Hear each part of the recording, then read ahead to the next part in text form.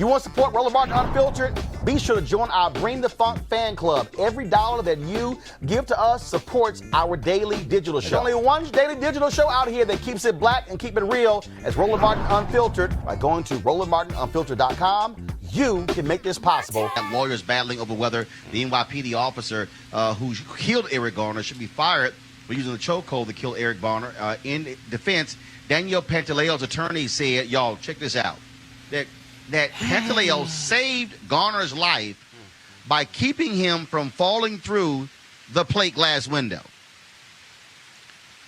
Garner's dead. So I got to ask the panel there, I'll start with you, Kelly. I'm just trying to figure out, how did Pantaleo save the life of Garner when Garner died? He didn't. I mean, I could expound upon that, but it's just quite simple. He did not. I think that the lawyer for Pantaleo is just really grasping at straws to, save his client's skin at this point. But it's been clear for the past, 4 years or so since this has happened, that there was absolutely no reason for it to have escalated to the point of Eric Garner's death. The fact that this is not a trial for murder and really just a hearing as to whether he's going to keep his job is disgusting and racist in its own right.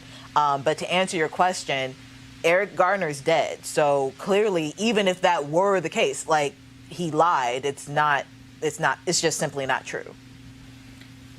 Malik, again, what you have here are these creative stories by police officers. First, we were told, his attorneys, it wasn't a chokehold, even though the New York Police Department said it was indeed a chokehold.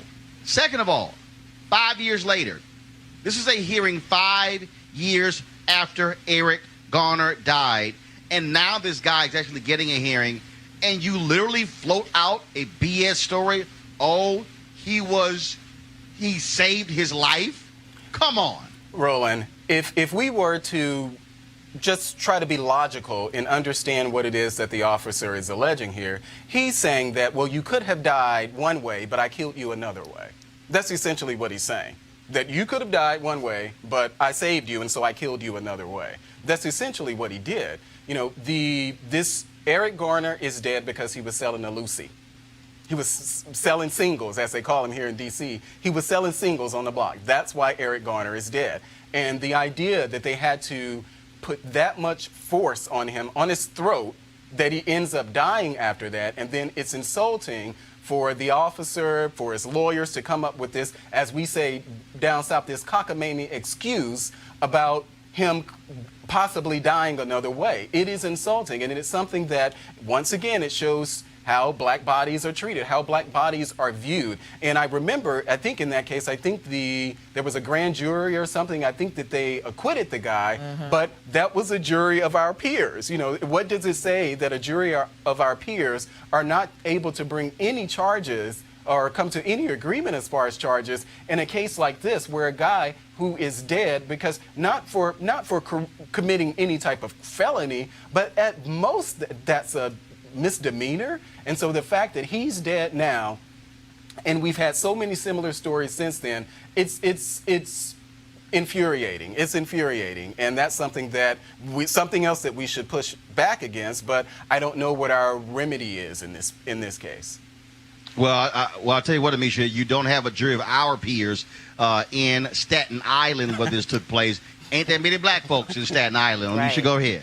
And selling loose cigarettes, actually, in most places, isn't even a misdemeanor. You would get a simple citation and walk away. Right. And I've seen it happen. There are, young people of all races who've been caught selling cigarettes on the street. And in most cases, they just brush it aside. Some people don't even get citations. In this case, you saw something that was extreme. You saw an officer who clearly had a vendetta, and I'll plainly say it, against black men. Because the way that he responded there was after years of something being, brought up in his soul. He really came for this man. And it was a lot more than just some loose cigarettes. You have somebody on the ground who is literally begging for their life, wheezing and letting you know that they are dying. Literally, he's telling you he cannot breathe, and you do not let up. This man was in no way violent. He was no way of a threat, and literally was technically being charged with something or, being brought in for something that wasn't even a forceful act. So there was absolutely no reason for the response that this officer gave. And to act as though or to say now that, he saved him from something, completely ridiculous. You can't save a man who you killed.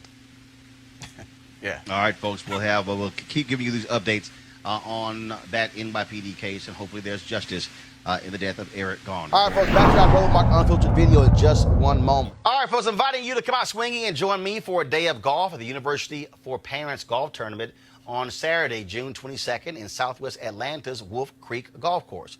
It's a golf tournament with a purpose, a fundraiser for the University for Parents, a program designed to empower parent learners through education, inspiration, and support. This is all tied to Susan Taylor's mentoring program, National Cares Mentoring Program. Now, when you empower the parents, you also empower the children as well. The location of the tournament is 3000 Union Road, and the shotgun start time is 9 a.m. To register, go to www.u4parents.org. The letter U4parents.org. Hey, guys, tomorrow, do me a favor when you do this here, put the website at the bottom of the screen here. It's a little small on that flyer. For more information, call 770-316-3487, 770-316-3487. And I certainly hope to see you there. Now back to your Roland Martin Unfiltered video.